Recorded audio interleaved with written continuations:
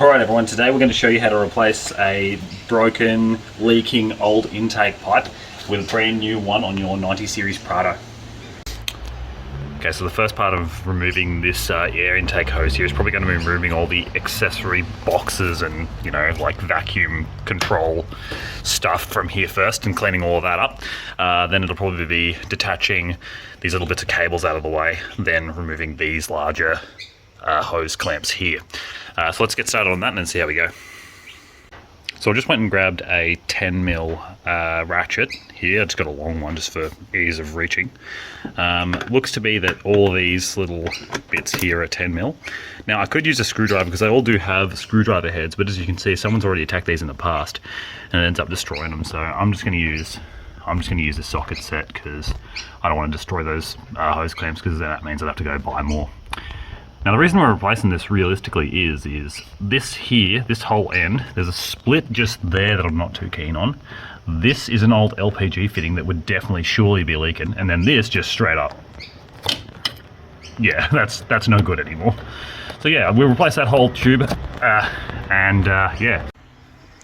I've just pulled off the first one there. That looks like this. It's just a small box. I guess it's to help regulate vacuum pressure or something like that. I have no idea what these are meant to be engineered for, but I'm sure it has a use, so we'll hang on to that for certain.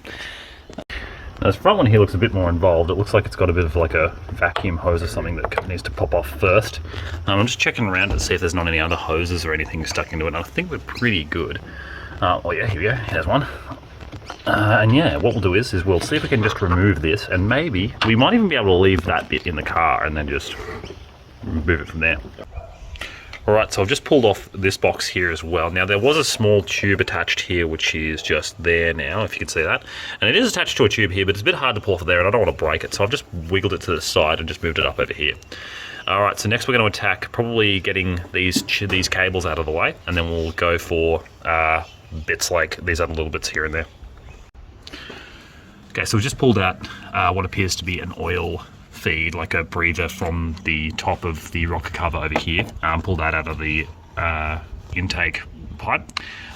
Normally this hose is meant to separate from this bit of plastic when you're removing this to clean your throttle body or whatever, but mine's, you know, broken, so obviously the plastic pieces come with it all in one go. The intake pipe actually has that built into it, so if you are getting a new one of these and you do break that, that's not really a big issue. It's just as long as you have a bit of hose here, or you can get that plastic out of that hose to reuse this hose, you should be sweet. And just before I go removing it, there's actually a sneaky another little one just under here. Now that's just a little U-shaped bit. I've just undone its little hose clamp just there. If I reach around and grab this and just pull that, oh yeah, there we go. That is the last one of those little air boxes that go onto the air intake. Now I have absolutely no idea what these are for, but it's got to be for something. So it might be like how they could get a maximum amount of air volume between the throttle body and the MAF sensor here or something. So that might be what it's for. Couldn't tell you, to be honest, but we'll put all these aside and keep them neat and nothing getting in them, so we don't get that going into our air intake later. So now if you're looking at it from the driver's side, you'll see that there's a little bit of a wiring harness here that appears to be clipped through on a plastic thing that's mounted to the actual air intake. So if I can, I might just see if I can't use like a bit of a tool to push that off of there, so that I don't, when I remove this, I don't go reefing on this cabling stuff, because it looks pretty important. It looks like it's for the mass airflow meter. So yeah, you want to make sure you disconnect that before you go to remove anything. So removing this little clip is actually very easy. You just grab your thumb on this and you push that way, and then with two hands, I've got to hold the camera, but if you push it down with the other finger, bam, that is now disconnected from that there. So that's all undone. So you're not going to reef that off in one hit. Okay, so the next part of this is removing the MAF sensor so that I can actually get this have some room to get this hose off. So there's two bolts just here that appear to hold it in. I've already gotten one out, but they've got a second one just there. And then I may have to remove the top half of the air box as well, just to make this easier, but we'll see how we go.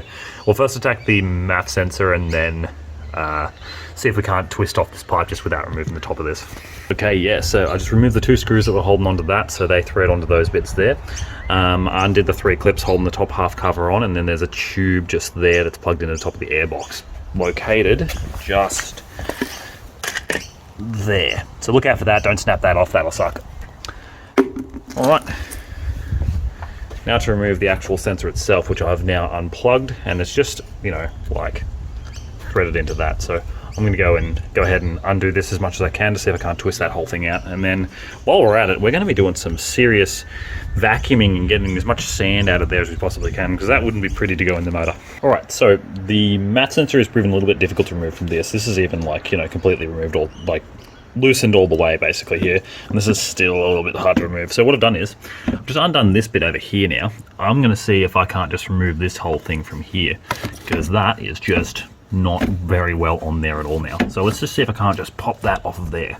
It might have like a lip around here that I need to worry about. So what I'm going to do is I'm going to see if I can't get that off of that lip and then go from there. All right, cool. So we've managed to get the whole air intake off of the throttle body, and as I suspected, yeah, there is a small lip here, so it just takes a bit of, like, you know, movement to sort of pull it off, but be careful not to let anything fall into that. So I might stuff a rag into that there, but it's not like a big issue. Just stuff that little rag just in there, make sure nothing goes into the air intake. So that's all sweet. Now the hard part is to remove this from here, because it's quite stuck. But interestingly, as I pulled this off, I also noticed, obviously here is your bung for your gas fitting. Now I thought this would just be like a small nozzle, but have a look at this. There's actually a whole ring inside the air intake that has like a feed to make it more evenly distributed. But when I'm not using LPG, that's just a big bung just in the way. So I reckon I'll probably end up either getting a bit better fuel economy or maybe a bit more power if that's out of the way and not completely restricting it, because there's the old one. Let's have a look at the new one. And there, here is the new one, and look at how much bigger that is. Obviously that's just a huge blockage that's just no longer there anymore. So that'll be very interesting to see. But now we're just going to remove that mat sensor from that old pipe and then pull all the hose clamps off.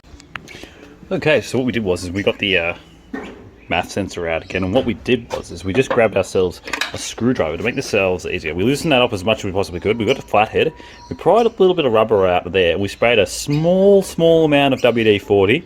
Lanox would probably work excellent as well for this too, but just any sort of penetrating lubricant you can get in there, like something that's not, you know, super harmful or anything. Small amount, because you don't really want to get it on or in this really. And then yeah, you just give it a twist to break the seal, and then once you've done that, you should just be able to reef it off. But yeah, no, lubricant on there, absolutely excellent. Now we'll remove all these hose clamps to be able to transfer them over to the new one, and then we'll put it all back together. All right, so one last thing before I go and start a tidy up and some cleaning in here is this little hose here. For that, it's still got a plastic piece in that there, so probably easier just to remove this whole hose all together. Like so, it just literally just needs to be wriggled, and then we'll pull this plastic piece out. Now I might accidentally break this, I have no idea how seasoned it is in, but it's covered in oil because it's an oil return, so maybe even just, oh yeah, it's going to take a bit more hands to do that. But yeah, you need to remove that piece because obviously the new intake comes with one on there, and then we'll refit this hose back on once we've got the new intake on. Alright, so realistically the installation of this is just a reversal of removal. So we've got, obviously there's that new plastic bung that's meant to attach to that hose, which attaches to there, so that's cool. I've just got the old hose clamp there. This has a little locator key that you locate onto the throttle body like that to make things easier for yourself, but it should just go on with a bit of force. Make sure you line that up correctly so it's actually on all the way. Alright, cool, so I'll start putting this all back together, and I'll have a look and see how it goes after that. Alright, so I've just whacked that hose back onto that piece there and that there. There wasn't any hose clamps on it because it's just, again, it's just an oil return, so there's no real need for it. Next, we're going to work on putting probably the top of the airbox back on and the MAF sensor, and then get all that tied down. Alright, cool, so we've just whacked the MAF sensor back onto the correct orientation. What you want to make sure is, I don't know how important it is, but that's your little locator dowel at the top. You want the top of it here to match up to the top of that. Then you should have the plug in the sensible spot for it there. That'll mean that the screw holes will match up to the size of the box, the airbox lid as well. Now I'm just going to tighten this one down. What you want to do with these is you want to get into a good position first, so strategically there would be a good one. But as you're doing it up, make sure you hold these separated so it gets a better open, more spread tightness across this across where it needs to be tightened down. Yeah, so we'll whack that back together and then we'll get the airbox lid on. Alright, so I just got the airbox lid back on. I threw my air filter back in. Now you're going to make sure that you can get these two bolts, if I can get a good shot of that, bolts and bolt holes lined up. Looks like I've got it nailed on there perfectly. Now if you do get a little bit wrong, you can flex the plastic rubber a little bit there just to get it to fit up, But another pro tip is to not tighten up this one too early, so you can still rotate it if you need to. It can be a bit tight and all that sort of stuff, so you want to be able to get a hold of that anyway. Cool, so we'll do those 2 bolts up next, plug all our wiring harnesses back in, and then we'll put on the rest of our air boxes. So now, over at the back over here, we've actually got this little wiring harness I've moved out of the way, and then let's see if I can't just plug that back into this little hole here. Now I think this is actually rubber sealed up from factory, but you should just be able to poke through that hole. It's not like it's too stuck in there, you know, so let's see what I got. Here we go, come on. Oh, wait. There you go. So that's that wiring harness plugged back into there. And then I've got the MAF sensor plug here. Just plug that back onto there, make sure it clicks. Done. Cool as. Alright, now on to the last bits. There's 3 resonators that need to be plugged back on. The small one on the bottom we can't forget here, that bigger one over here, and then this one over here. I'm going to start with this one though. Alright, so we've got that bit on there now. Now, the other thing we need to do with this is grab our little hose. Is it that one? I think it was that one, and then that one needed to go on like... That one needed to go onto there. There we go. It's now on to there. Done. Nothing else there? No. Cool, I think that was that one there. Now I just need to put this last one here on there, and then that sneaky one under the bottom just there, which I probably should have done first, to be honest, because that looks like it could be a bit of a pain. But, oh well, we'll work it out. Right, so after a little bit of fiddling around, I got that bottom one back on there. Now my pro tip for this is to put that on before you put this whole hose in, because it is a nightmare if you don't. So that is my pro tip. Small little turned one there, put it on first. The easier the better for yourself. I've only got the one left to do now. I've just got to put, along with this hose, where is it? This hose here needs to plug back onto the top of the airbox. I just now need to whack that other last box on there, and then we've got it all back together.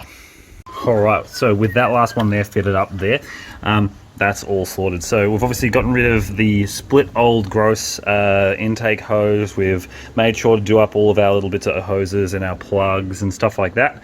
We've cleaned up little bits of sand as to what we could find in there, because there was a decent amount of it there, but there's still some more cleaning that probably could be done. I'll probably have to get like a pressure washer to be able to get under the bonnet and do that there instead, because I don't have really the equipment for it. Yeah, so far that's all lined up there. The last thing you need to do when you do this sort of work is to start the car up after you've finished your work back to how it was, and then see if it runs as per usual.